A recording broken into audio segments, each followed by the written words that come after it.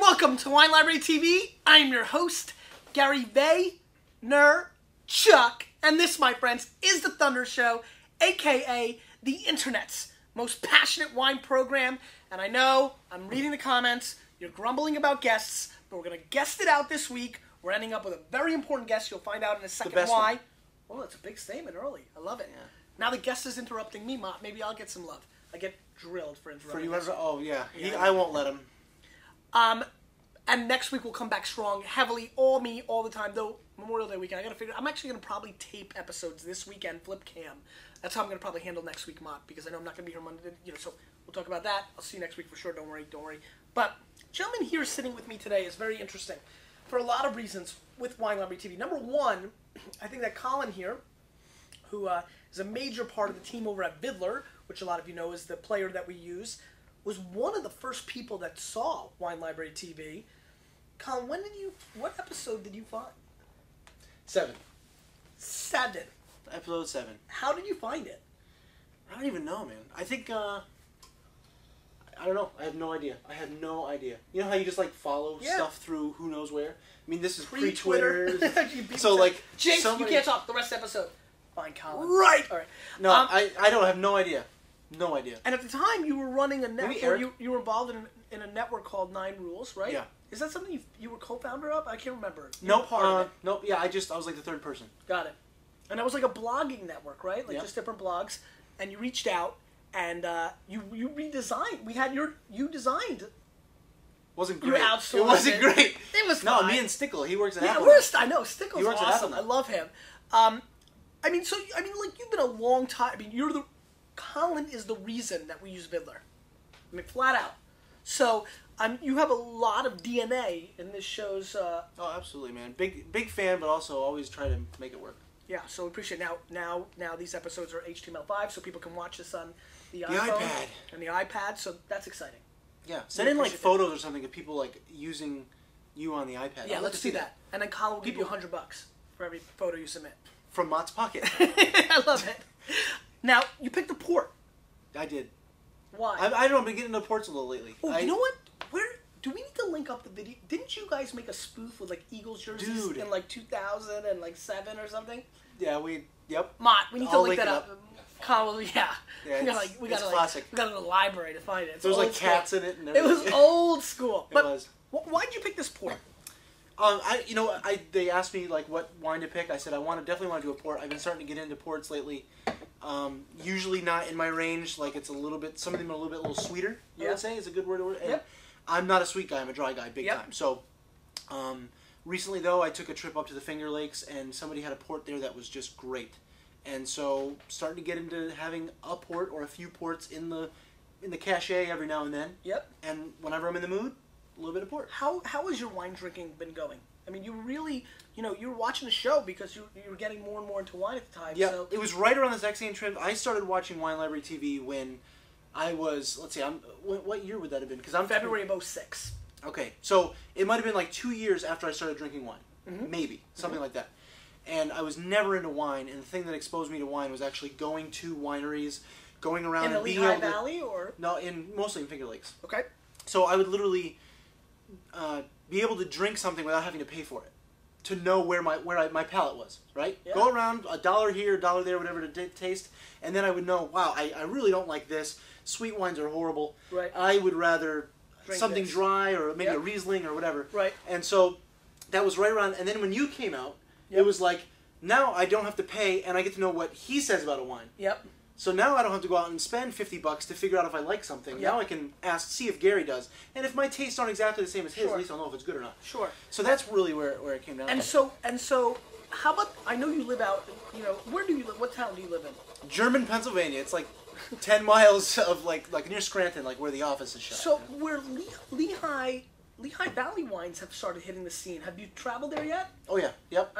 And of course they're not the most world class of all time, but is it a fun scene? I mean, people who are watching, or watching, in the Western Jersey, Pennsylvania area, it's a worthwhile weekend? Is it fun? Oh, absolutely. You know what?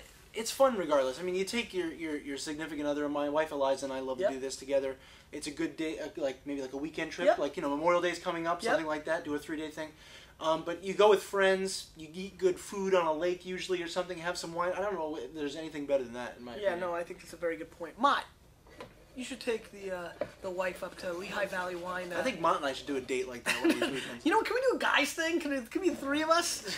Let's get John K. Where's John K? All right. So I love that you grabbed this is gonna be a fun experience. You gave me all the cork. Yeah, no, we gave you that. You noticed I poured it to you first. That was not because I was being polite. It's because there's a lot of cork in. Tastes like cork to me. I'm not sure why. So don't be scared. Dow's 1991 vintage port. 90 points Parker, 92 points Spectator, 72 US dollars. So this is a little bit more of a premium port from a very strong vintage. 91 is a great year. Fonseca and Taylor, I think, even had 100-point wines in 91 or 94 they did, but 91 Taylor maybe. Just a great vintage. Little bit kind of hidden between 94's hype, 85, 77, but still for really serious port aficionados, 91 is a legit vintage.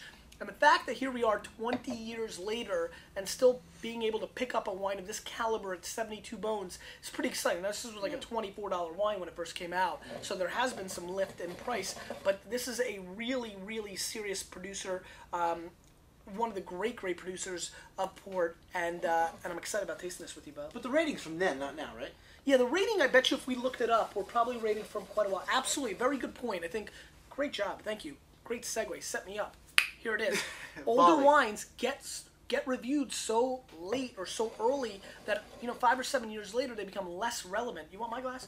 They become less relevant, and that's something to keep in mind for sure. So let's give it a sniffy sniff. Mm-hmm.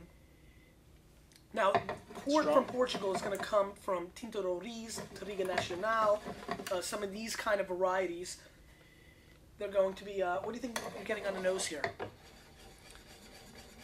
I mean, I'm not sure if this is right the way to describe it, but it's always right. Just come from an honest place. Like a lot of alcohol just by smelling it. 1,000%. These are fortified wines, so you're going to have that alcohol coming through.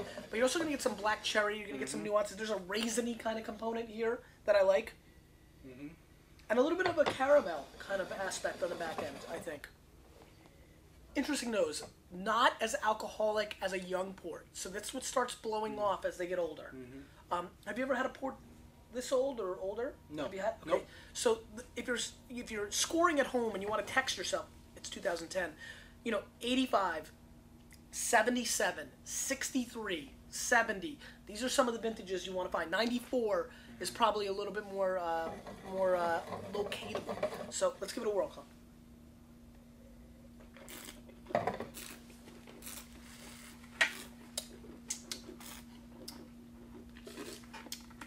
He knows the show too well. He knows how to get made fun of. That's good. It's good, right? Do you like it? Do you like it? It's really good. I mean, it's hot. You're gonna get alcohol. Port has the alcohol thing going on. 20% alcohol by Mott. That's right. So port's fortified. It's different. As you know, we're always going wild. I'm always like, oh man, this is hot. 14.7. This is 20. So you're gonna have that, but there's an outrageous delicious factor here. And the finish is the best part. That's where the juiciness comes in. Yeah. Like the beginning is nothing. Mid palate is something around the size of your tongue. Uh-huh. And then the end ends forever.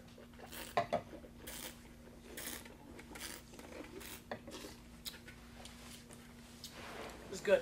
It is good. Don't drink too much. You have to drive all the way back. I know. 2-hour drive. I'll just take the bottle with me. Now, what I'm getting on this wine is this beautiful kind of almost blueberry component. I get this copper penny thing going on the mid palate, which I think is really intriguing.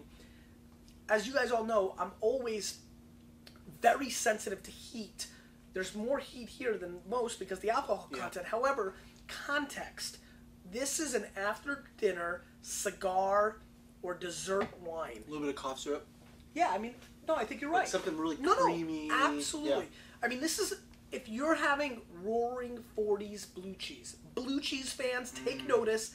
This is a pimp combo, creme brulee, cigars. I mean, this is a gentleman's drink. This is not something that I should be drinking. I mean, this is like, this is the kind of thing after after a big business meeting, you just have this, the men go do the men's thing.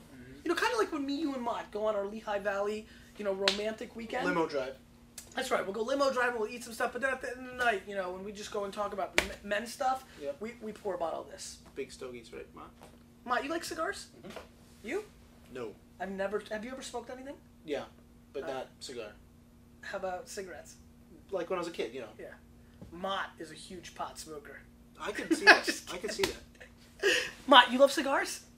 Yeah. He's way too chill compared to you not to have done something like that. That's a very way good too point. chill. Cubans. Yeah, huh? Are you gonna get arrested? Is he gonna get arrested for saying that? Like, could authorities come that you've had Oh, Cubans? not any worse than I'm a big pothead. That's a very good point. That's gonna become the biggest controversy ever. Mott, cigars. How often do you have them? 3 times a year? No, I don't. He's like Will Smith. It's for the look. He doesn't light it. You know what I mean? No, I definitely light it. Just I don't actively pursue them. How many a year? You know the dirty, filthy habit I have already. So. Smoking. You know how mad I get. Yeah, I get Yeah. emotional because I love them, It's and a I health think thing. and I think you die automatically. I think love it's an Mott, automatic too. death. I mean, if it wasn't for Mott, Wine Library TV, we'd nothing. So you gotta get healthy, man. Mott, by the way, your momentum. You know what? By the way, little side question today. Wine Library TV, break it down. How much is it me? How much is it Mott? Watch this. Oh, dude, I mean- 90-10, 90-10, 90-10. It's unbelievable. I've tried so hard. Well, how about Kastner? Kastner deserves some credit. Oh, yeah. Old school. No doubt about it. Mott, About 2%. how many cigars a year on average? Maybe 2. Holiday? Whenever I get my hands on. So not like necessarily like I don't you know won't if I get your like it. hands on them and then save it for Christmas. Right. You'll get your hands on it And smoke it. because you have no patience. No, I don't have any way to store them either. That's They a go very stale. good point. Yeah. What, do you want me to get you more? No. So you don't want Now to you're have gonna to. be I'm a supplier. Yeah, the heck. Never get high off your own supply. Monte Cristo's at CMOD at WineLibraryTV. Mott, be careful. The maniacs love you. know. You might get like 800 free cigars out of this. Do it. Tom, question of the day. What's the one kind of wine that you only like now and then? You definitely don't want to drink it a Occasion lot. wine. Yeah, once in a while you're like, man, I got to have a bottle of this sitting around because there's going to be a time when I need to relieve some stress or whatever. That's what this is for me anyway.